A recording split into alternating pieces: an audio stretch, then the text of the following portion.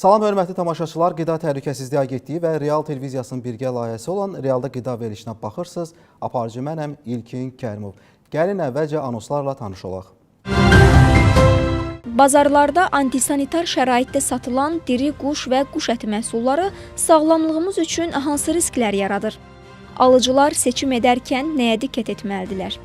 Popkorn xəstəliyi nədir və veypdən istifadənin hansı zərərləri var? Qəhvəyi şəkər ağ şəkərdən daha faydalıdır. Bugün bazarlardan danışacağıq Realda qida verilişində, amma əvvəlcə gəlin ötən həftə qida sahəsinə baş verən əsas xəbərlərlə tanış olaq. Qida Təhlükəsizliyi Agentliyinin sədri Qoşqar Təhməzlinin növbəti vətəndaş qəbulu Agentliyin inzibati binasında aprelin 10-u saat 14:00-da keçiriləcək. Qida zəncirinin bütün mərhələlərində fəaliyyət göstərən sahibkarlar onları narahat edən məsələlərlə bağlı Agentlik sədri ilə görüşə bilərlər. Görüşdə iştirak etmək istəyən şəxslər ad, soyad, fəaliyyət sahəsi, müraciətin məzmunu və telefon nömrələrini göstərərək info@afsa.gov.az elektron poçtu vasitəsilə müraciət etməklə və ya göstərilən nömrəyə zəng etməklə, həmçinin WhatsApp üzərindən əlaqə saxlamaqla qəbula yazıla bilərlər. Qida Təhlükəsizliyi Agentliyi sağlam qidalanmanın əhəmiyyətini daha geniş kütləyə çatdırmaq və əhalini bu sahədə maarifləndirmək məqsədi ilə yeni bir təşəbbüsə başlayır. Sözdən əmələ keç, sağlam qidalanmanı seç adlı layihə çərçivəsində müxtəlif silsilə tədbirlərin keçirilməsi nəzərdə tutulur. Layihə istehlakçılara sağlam qidalanma vərdişlərini aşılayacaq. Həmçinin bu təşəbbüsün ölkəmizdə sağlam həyat tərzinə töhfə verməsi hədəflənir. Kampaniya Agentlik, BMT-nin Ərzaq və Kənd Təsərrüfatı Təşkilatı, Ümumdünya Səhiyyə Təşkilatı və Nutrisiologiya və Dietologiya Assosiasiyası ilə birgə reallaşdırılacaq. Qida Təhlükəsizliyi Agentliyinin əməkdaşları tərəfindən həyata keçirilən nəzarət tədbirləri çərçivəsində fiziki şəxs Cəfərov Əli Telmanoğlunun istehsal etdiyi kərə yağlarından götürülmüş nümunələrin müayinəsi nəticəsində məhsul partiyalarında uyğunsuzluqlar aşkarlanıb.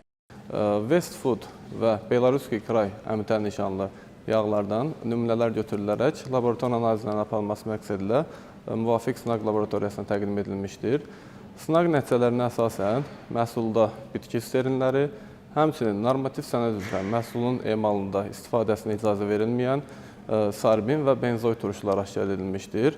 Halbuki məhsulun üzərində etiket məlumatlarında məhsulun təbii inək südündən alınmış, pasterizə edilmiş qaymaqdan hazırlandığı qeyd olunmuşdur. Bu isə birbaşa istehlakçıların hüquqlarının pozulması və aldadılmasıdır. Bu nöqsanla bağlı inzibati icraata başlanılmış.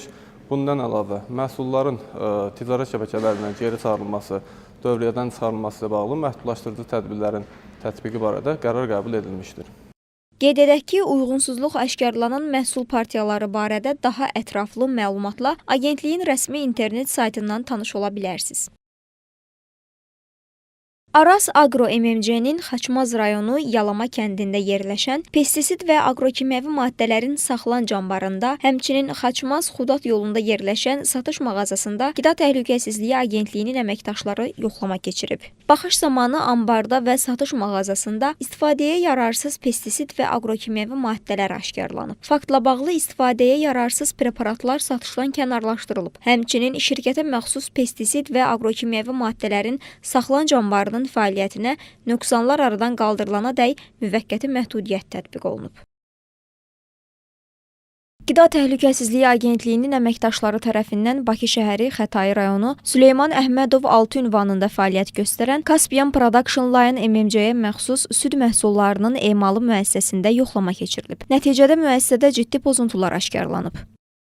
Aparılan yoxlama zamanı müəssisənin soyuducu anbarında istehlaka yararsız qatıq və xamır məhsulu, həmçinin məhsulların rəf ömrünün uzadılması, tərkibində bakteriyaların, kif və maya göbələklərinin inkişafının ləngidirilməsi məqsədilə istifadə edilən qida konservantı, kalyum, sarbat məhsulu aşkar edilmişdir.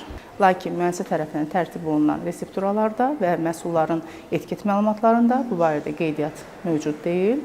Müəssisədə izlənilmə sistemi qurulmadığına görə satışdan geri qayıdan istehlaka yararsız məhsulların utilizasiyası prosesi barədə məlumatlar mövcud deyil. Bununla yanaşı müəssisədə sanitar-texniki və sanitar-gigiyenik vəziyyətin qeyri-qənaətbəxş olduğu müəyyən edilmişdir. Belə ki, müəssisədə texnoloji ardıcıllığa riayət edilmir. Belə ki, emal zamanı xam mal kimi istifadə edilən quru süd məhsulunun, qablaşdırma materiallarının əsas emal sahəsində və digər köməkçi sahələrdə pərakəndə şəkildə saxlanıldığı müşahidə edilmişdir. Müəssisədə ümumvəhdəli havalandırma sistemi qurulmamışdır. Həmçinin drenajın düzgün şəkildə qurulmadığına görə əsas çirklənmə mənbəyi kimi hesab edilən suyun emal sahələrində yığılaraq saxlanıldığı müşahidə edilmişdir. Müəssisədə qatıq, xama, ərikli kəsmi, şor məhsullarından nümunələr götürülərək laboratoriyaya təqdim edilib. Faktla bağlı sahibkar barəsində inzibati protokol tərtib edilib və nöqsanların aradan qaldırılması ilə bağlı icrası məcburi göstərişlər verilib. Nöqsanlar aradan qaldırılana qədər müəssisədə süd məhsullarının istehsalı ilə bağlı müvəqqəti məhdudiyyətin tətbiqi barədə qərar qəbul olunub.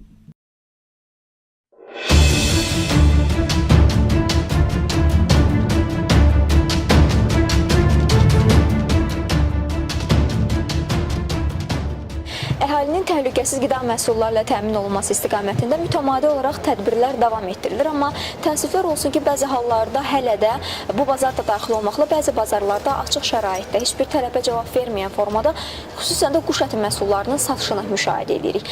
Əlbəttə ki, bu insan sağlamlığı üçün ciddi təhlükə yaradır və bu məhsulların təhlükəsizliyi barədə suallar doğurur. Nəzərə alsaq ki, hazırda dünyada heyvan mənşəli xəstəliklər, xüsusən də quş qripi xəstəliyi geniş yayılmaqdadır. Doğrudur, ölkəmiz quş qripi xəstəliyindən azad zona statusu alıb, lakin bu şəkildə quşçuluq məhsullarının açıq şəraitdə heç bir tələbə cavab vermədən satılması həm ölkəmizdə bu sahədə görülən işləri risk altında saxlayır, həm də təbii ki, istehlakçılar üçün də, onların sağlamlığı üçün də risk doğurur. Bəs tələblər necədir? Bazarlarda ticarət necə təşkil olunmalıdır? Azərbaycan Respublikasında ticarət, ictimai yaşə, məişət və digər növ xidmət qaydalarının təsdiq edilməsi haqqında Nazirlər Kabinetinin 94 nömrəli qərarında qeyd olunub ki, qanunvericiliklə müəyyən edilmiş keyfiyyət və təhlükəsizlik tələblərinə cavab verməyən malların və məhsulların satışına yol verilməməlidir. Xüsusilə tez xarab olan məhsulların, ət, süd, balıq məhsullarının saxlanması üçün müvafiq olaraq temperatur mühiti təmin olunmalıdır. Bundan əlavə bildirmək istəyirdim ki, qida təhlükəsizliyi haqqında qanunun 17-ci maddəsinin tələblərinə əsasən qida məhsulları satışa getməzdən əvvəl mütləq şəkildə markalanmalıdır. Yəni üzərində etiket məlumatları olmalıdır. Hansı ki, bu məlumatlar məhsulun spesifik xüsusiyyətlərini özündə əks etdirməlidir. Alıcılar isə belə məhsulları alarkən mütləq diqqətli olmalıdırlar. Belə ki, məhsulların baytarlıq ekspertizasından keçməsinə dair sağlamlıq arayışlarını tələb etməli və üzərində etiket məlumatları olmayan məhsulları almamalıdırlar. Qeyd edək ki, Qida Təhlükəsizliyi Agentliyi bu sahədə mütəmadi olaraq nəzarət tədbirlərini aparır və görülən işlər bundan sonra da davam etdiriləcək. Bugün realda qida verilişində biz bazarlarda satışa çıxarılan yüksək riskli qida məhsullarından, o cümlədən də kəsilmiş və diri toyuq məhsullarından danışırıq. Mövzunu studiyanın qonağı ilə müzakirə edəcək. Qonağım Qida Təhlükəsizliyi Agentliyinin Bakı Regional Bölməsinin rəis müavini Pərvin Ballayevdir. Salamlayıram sizi, xoş gəlmisiniz. Salam İlkin müəllim, hər vaxtınız xeyir olsun. Hər kəs salamlayıram. Təşəkkürlər. Biz bilirik ki, Qida Təhlükəsizliyi Agentliyi tərəfindən mütəmadi olaraq bazarlarda yoxlamalar həyata keçirilir və bundan öncə də tənzimləmə işləri də həyata keçirilib, müvafiq sağlamlaşdırma tədbirləri də görülüb. Amma bununla belə sadaladığımız bu toyuq məhsulları ilə bağlı, o cümlədən də diri quşların satışı ilə bağlı bəzi nöqsanlar hələ də qalmaqdadır. Gəlin əvvəlcə sizdən statistik məlumatları öyrənək, sonra mövzunu əlbəttə ki, müzakirə edəcəyik. Ötən dövrün ərzində nə qədər bazarlarda yoxlamalar keçirilib və əsasən hansı nöqsanlar qeydə alınıb? Aydındır. Bilmək istəyirəm ki, 2024-cü ilin yanvar-dekabr ayları ərzində ölkə arasında fəaliyyətdə olan 65 bazarda yoxlamalar həyata keçirilmişdir. Keçirilmiş yoxlamalar zamanı və aşkar edilmiş nöqsanlarla əlaqədar olaraq bazar rəhbərləri barəsində İnzibati Xətalar Məcəlləsinin müvafiq maddələrinə əsasən inzibati protokol tərtib olunmuş və bazar rəhbərləri ilə bağlı inzibati məsuliyyətə cəlb olunmuşdur. Bununla yanaşı, deməli, daha ciddi nöqsanlar aşkar olunmuş 42 bazarda isə nöqsanlar aradan qaldırılana dək müvəqqəti olaraq məhdudiyyət qoyulmuşdur. Eyni zamanda bildirmək istəyirəm ki, cari dövrdə deməli 11 bazarda bizim yoxlamamız həyata keçirilmişdir. Bayaq da qeyd etdiyim kimi, bəzi bazarlarda bir sıra nöqsanlar aşkar olunur. Bu nöqsanlara misal olaraq deməli bazar daxilində qida sahəsi üzrə fəaliyyət göstərən sahibkarlıq subyektlərinin qida təhlükəsizliyi qeydiyyatına alınmadan fəaliyyət göstərdikləri müəyyən olunmuşdur. Eyni zamanda bazarlarda işçilərin tibbi müayinələrinin olmadığı, xüsusi geyim vasitələrinin olmadığı və bazarların dezinfeksiya tədbirlərinin həyata keçirilmədiyi müəyyən olunmuşdur. Bununla yanaşı bazarlarda həmçinin açıq hava şəraitində qida məhsullarının, hansı ki xüsusi temperatur şəraiti tələb edir bu məhsullar, onların açıq hava şəraitində saxlanıldığı və satışa həyata keçirildiyi müəyyən olunmuşdur.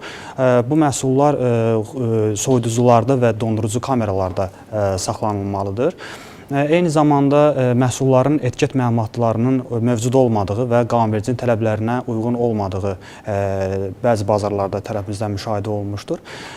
Eyni zamanda bazarlarda keçirilən yoxlama nəzarət tədbirləri çərçivəsində işçilərin soyunma geyinmə sahələrinin təşkil olunmadığı, çalışan işçilərin deməli soyunma geyinmə sahələrinin mövcud olmadığı və həmin bazarlarda döşəmələrin asan yuyulub təmizlənə bilən materialla üzlənmədiyi tərəfimizdən müşahidə olunmuşdur. Bununla yanaşı satışa təqdim olunan bəzi qida məhsullarının müşahidəyi sənədlərinin mövcud olmadığı, bəzi bazarlarda müşahidə edirik biz bunları.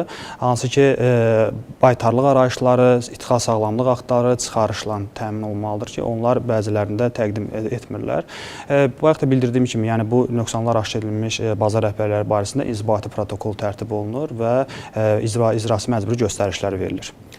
Pərvin müəllim, bilmək istəyərdik ki, saxlanması, satışı xüsusi şərait tələb edən məhsullar hansılardır və həmin məhsullara nəzarət necə həyata keçirilir? Deməli, bu xüsusi saxlanma temperaturu tələb olunan məhsullara, misal olaraq süd və süd məhsullarını, ət və ət məhsullarını, balıq və sub məhsullarında və s. misal göstərmək olar ki, bu məhsullar xüsusilə açıq şəraitdə saxlanılmamalıdır və satışa həyata keçirilməməlidir. Çünki bu məhsullar fiziki və mikrobioloji çirklənmə riskinə məruz qala bilər. Bu məhsullar normalda, yəni soyuducularda və dondurucu kameralarda saxlanması həyata keçirilməlidir. Bu məhsullarla bağlı nəzarət tədbirləri olaraq həmin məhsullar aşkar olunduğu təqdirdə həmin məhsullar dərhal satışdan çıxarılır, kənarlaşdırılır və məhsullardan nümunələr götürülərək Qida Təhlükəsizliyi İnstitutunun müvafiq laboratoriyalarına təqdim olunur. Bəs ümumiyyətlə həmin o toyuq məhsulları deyək də, eləcə də digər ət məhsullarının soyuducu vitrin olmadan, açıq şəraitdə, belə antisanitar vəziyyətdə satışı. Bax, bu halda əgər istehlak edilərsə, insan sağlamlığına hansı fəsadlar törədə bilər? Çox gözəl mövzuya toxundunuz. Hansı ki, bu nöqsanların yaranması, açıq hava şəraitində qida məhsullarının satışının həyata keçirilməsi insanlarda, insan həyat və sağlamlığına ciddi ziyan vura bilər. Hansı ki, bu məhsulların açıq şəkildə saxlanılması fiziki və mikrobioloji çirklənmə riskini artırır. Qida məhsullarının çirklənməsi ən çox bildiyimiz kimi bu xüsusi mikroorqanizmlərdir ki, onlar torpaq mühitində yaşayır və yayılırlar. Deməli, torpaq mühitində səthində yaşayan bu mikroorqanizmlər açıq hava şəraitində satılan qida məhsulları zamanı dərhal sirayətlənmə, əlverişli şərait yaranır və sirayətlənmə riski yaranır və məhsullarda çirklənmələr yaranır. Bununla yanaşı stafilokok bakteriyası var ki, bu stafilokok bakteriyası uyğun temperaturda saxlanılmadığı təqdirdə məhsullar həmin məhsullarda qalıcı olaraq yəni sirayətlənir və həmin stafilokok bakteriyasının termiki emal zamanı, bişirilmə zamanı həmin məhsullarda stafilokok məhv olunsa da, onların ifrazı nəticəsində yaranan enterotoksinlər məhsullarda yüksək temperatur rejimində də yəni tələf olunur. Hansı ki, bu enterotoksinlər məhsula sirayət edir və insanlar bu məhsullardan yediyi təqdirdə, yəni onlarda qusma, ishal və digər ağrılı fəsadlar yarana bilər, bəli. Biz kəsilmiş toyuqlardan bağlı danışdıq. Bəs diri quş məhsulları ilə bağlı nə deyə bilərik? Hər halda risklər var. Biz bilirik, izləyirik mediadan da, dünyada yüksək patogen quş qripi ilə bağlı vəziyyət nə yerdədir?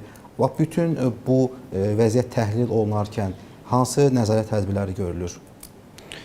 Bildiyiniz kimi bu dünya ölkələrində hansı ki quş qripi ilə bağlı vəziyyət hal-hazırda çox kritik vəziyyətdədir. Amma çox sevindirici bir haldır ki, Azərbaycanda bizim ölkəmizdə ümumən quş qripi ilə bağlı azad olunmuş ölkədir və bizim keçirdiyimiz yoxlama nəzarət tədbirləri çərçivəsində, monitorinqlər çərçivəsində bu öz sözünü deyir. Yəni bu əsasən diri quşların satışının həyata keçirilməsi. Yəni aparılan monitorinqlərin son nəticələri onu göstərir ki, ölkəmizdə quş qripi xəstəliyi qeydə alınmır. Xəstəlik qeydə alınmamışdır, bəli. Və ölkəmiz Ümumdünya Heyvan Sağlamlığı Təşkilatı tərəfindən quş qripindən azad olmuş statusunu alıb və təbii ki, bu bizi arxayınlaşdırmamalıdır. Vəziyyəti daim əlbəttə ki, biz daimi nəzarətdə saxlamalıyıq. O cümlədən də bazarlarda diri quş məhsullarına nəzarət. Buyurun, siz tələblər barədə məlumat verin. Deməli, bazarlarda diri quşla bağlı, satışla bağlı həmin müəssisələr qida təhlükəsizlik qeydiyyatına alınmalıdır. Bununla yanaşı, diri quş satışı həyata keçirilən müəssisələrdə sanitar gigiyena qaydalarına riayət olunmalıdır. Həmçinin orada çalışan işçilər xüsusi tibbi arayışla təmin olunmalıdır. Bununla yanaşı... Daşınma ilə bağlı hansı tələblər var? Bəli, daşınma ilə bağlı diri quşların daşınması zamanı onların sıx şəkildə saxlanılması yol verilməzdir. Çünki diri quşların sıx şəkildə saxlanılarsa, bu diri quşların tələfinə gətirib çıxarda bilər. Odur ki, yəni bunlar qeydiyyatdan keçmiş. Bazarlarda isə xüsusi bölmələr ayrılmalıdır. Xüsusi bazarlarda da bəli, diri quşlar üçün xüsusi bölmələr ayrılmalıdır və eyni zamanda həmin müəssisələr də qida təhlükəsizlik qeydiyyatına alınmalıdır. Və mütəmadi olaraq da baytarlıq nəzarətindən baytarlıq nəzarəti, monitorinqlər keçirilir və mütəmadi nəzarət altındadır. Təşəkkürlər və biz istərdik ki, bu yerdə təbii ki, bu tələblərin həyata keçirilməsi ilə bağlı əsas məsuliyyəti kim daşıyır, onunla bağlı qeydləri bildirək. Bildiyim qədərilə bu satışı həyata keçirən şəxslər deyil, birbaşa bazar rəhbərliyi məsuliyyət daşıyır. Onların əməl etməli, bax o əsas tələblər nədən ibarətdir? İstərdik ki, bu məsələləri bir daha xatırladasınız. Bəli, əlbəttə ki, deməli 94 sayılı Nazirlər Kabinetinin qərarında da qeyd olunmuşdur ki, deməli bazar rəhbərliklərinin üzərinə düşən bəzi öhdəliklər vardır. Bu öhdəliklərlə misal olaraq deməli qida məhsullarının məhv olunması və zərərsizləşdirilməsi ilə bağlı utilpeçləri təşkil olunmalıdır bazarlarda və qida məhsullarının satışı həyata keçirildiyi belə deyək nöqtələrdə cərgələri, yəni müvafiq şərait yaradılmalıdır, onun çirklənmə riskindən uzaq olmalıdır. Eyni zamanda belə deyək, qida məhsullarının xüsusi temperatur rejimi tələb olunan qida məhsulları üçün soyuducu vitrinlər ayrılmalı, eyni zamanda dondurucu kameralarla təşkil olunmalıdır. Ət satışı həyata keçirilən istiqamətlərdə isə satıcılar üçün alət və ləvazimatlar, müvafiq avadanlıqlar təşkil olunmalıdır. Bundan əlavə bazarlarda ümumi olaraq yəni bazar daxilində fəaliyyət göstərən qida obyektlərində belə deyək, qida təhlükəsizlik qeydiyyatından keçməlidir. Qida sahibkarı subyektinə fəaliyyət göstərən obyektlər. Eyni zamanda bazarda çalışan işçilərin mütləq şəkildəki təlimlərə cəlb olunması vacib əmrlərdən biridir və tibbi müayinələrə cəlb olunmalıdır işçilər.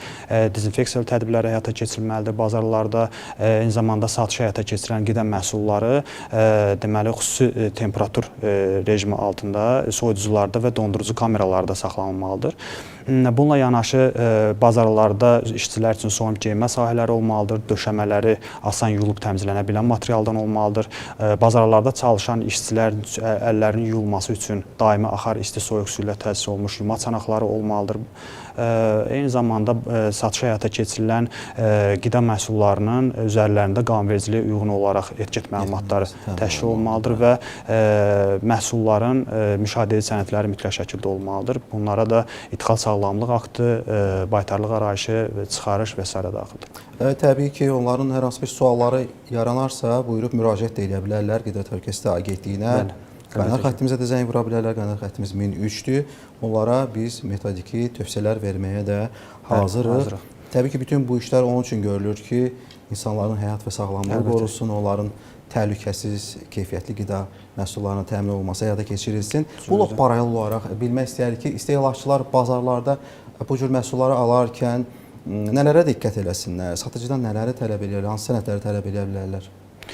Deməli, istehlakçılarımıza bildirmək istəyirəm ki, qida məhsulları alış edərkən mütləq şəkildə həmin qida məhsullarının xüsusi temperatur altında, yəni soyuducularda saxlanılmasına əmin olsunlar. Eyni zamanda məhsulların qablaşmalarının pozulmadığına və etiket məlumatları üzərində qida məhsullarının yararlılıq temperaturlarına mütləq şəkildə baxılmaları tövsiyə olunur. Eyni zamanda məhsulları müşahidə sənədlərini tələb edə bilərlər. Hansı ki, baytarlıq arayışı, ixal sağlamlıq akti və çıxarışların tələbi oluna bilər. Bərmən, çox sağ olun. Təşəkkür edirəm, gəldi studiyaya, suallarımızı cavablandırdınız. Siz sağ olun, İlkin müəllim, siz sağ olun. Hörmətli tamaşaçılar, realda qida verilişində biz bugün bazarlarda satışa çıxaran yüksək riskli qida məhsullarından, o cümlədən də kəsilmiş və diri toyuq məhsullarından danışırdıq. Mənim qonağım Qida Təhlükəsizliyi Agentliyinin Bakı Regional Bölməsinin rəis müavini Pərvin Ballayev idi. Qəhvəyi şəkər ağ şəkərdən daha sağlamdır və kökəltmir. Qəhvəyi şəkər ağ şəkərlə eyni kaloriya malikdir və daha sağlam deyil.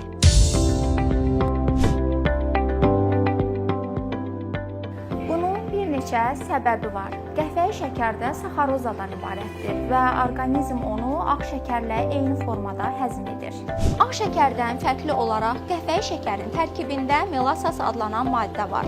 Bu maddə şəkərə fərqli rəng və dad versə də, tərkibindəki mineralların miqdarı orqanizm üçün elə də əhəmiyyətli deyil. Rafinə olunmadığı üçün qəhvəyi şəkərin tərkibində cüzi miqdarda vitamin və mikroelementlər vardır ki, bunlar orqanizm üçün faydalı ola bilər. Lakin həddindən artıq istehlak edilməsi sağlamlığa zərərlidir. Nəticədə şəkər istər ağ olsun, istər qəhvəyi, normadan artıq istehlakı kökəlməyə və sağlamlıqla bağlı problemlərə səbəb ola bilər.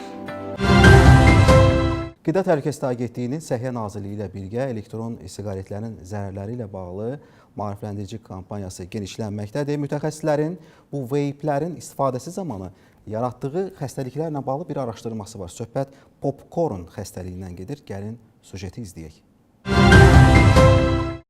Fərqli meyvə dadlarında xoş ətirli, cəlbedici dizaynlarda təqdim edilən elektron siqaretlərin istifadəçiləri hər il artmaqdadır. Xüsusən gənclər arasında geniş yayılan bu məhsulun siqaretdən daha zərərli olduğu düşünülsə də, elmi tədqiqatlar göstərir ki, bu məhsullar da müəyyən sağlamlıq riskləri daşıyır. Yeniyetmələr arasında son dövrlərdə popcorn xəstəliyinin yayılması elektron siqaretlərin yaratdığı narahat edici fəsadın bir hissəsidir. Vape adlanan bu məhsul tərkibində diasetil adlanan kimyəvi maddə ehtiva edir ki, bu da tənəffüs sistemi ilə bağlı sağlamlıq problemlərinə yol açır. Diasetil maddəsi qida sənayesində aromatizator kimi istifadə edilir və təhlükəsiz sayılır.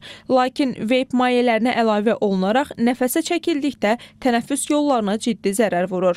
Elə sözü gedən popcorn xəstəliyi də diasetilin tənəffüs yollarına nüfuz etməsi ilə yaranır. Bu xəstəliyin təsiri ilə ağciyərlərdən gələn xırıltı səsi popcorn xırıltısını xatırlatdığı üçün onun adı məhz belə adlanır. Popcorn xəstəliyi quru öskürək, nəfəs darlığı, döş qəfəsində ağrılar, halsızlıq və bəzən yüksək temperatur ilə müşahidə olunur. Lakin zamanla vəziyyət pisləşir, ağciyərlərdə geriyə dönməz dəyişikliklər baş verir. Son illər aparılan tədqiqatlar göstərir ki, dünyanın bəzi ölkələrində böyüklərlə müqayisədə gənclər və yeniyetmələr arasında elektron siqaretlərin istifadəsi daha yüksək səviyyədədir və Ümumdünya Səhiyyə Təşkilatının məlumatına əsasən dünyanın bəzi regionlarında 13-19 yaşlı gənc və yeniyetmələr arasında vapedən istifadə 2017-2022-ci illərdə 2-3 dəfə artmışdır. Və bu tendensiya da narahatlıq doğurur. Həmçinin də vapedən istifadənin ümumi sağlamlığa təsiri ilə bağlı tam araşdırılma aparılmasa da, lakin bu mövcud tədqiqatlar bu məhsulların ürək-damar xəstəliklərinə, həzm sistemi problemlərinə, həmçinin tənəffüs sistemi problemlərinə səbəb olduğunu sübut edir. Bununla yanaşı, elektron siqaretlərin tərkibində olan nikotinin yüksək asıllıq yaratması, həmçinin elektron siqaretin tərkibindəki digər kimyəvi maddələrin ağciyərlərə, gənc və yeniyetmələrdə isə həmçinin də həzm və beynin inkişafına təsiri bu məhsullardan istifadənin yalnız bir vərdiş deyil, eyni zamanda potensial sağlamlıq böhranı halına gətirir. Elektron siqaret bazarının böyüməsi istehsalçıların müxtəlif marketinq strategiyalarını tətbiq etməsi ilə əlaqədardır. Şirkətlər gənclərin diqqətini çəkə bilən ətirli və geniş çeşiddə rəngarəng məhsullar təklif edir ki, bu da istifadəçi sayının artmasına səbəb olur. Son zamanlar insanlar arasında siqareti tərk etməyin ən rahat üsulunu elektron siqaretlərdə görürlər. Lakin hər bir halda hər ikisi insan orqanizmasına çox ziyanlıdır.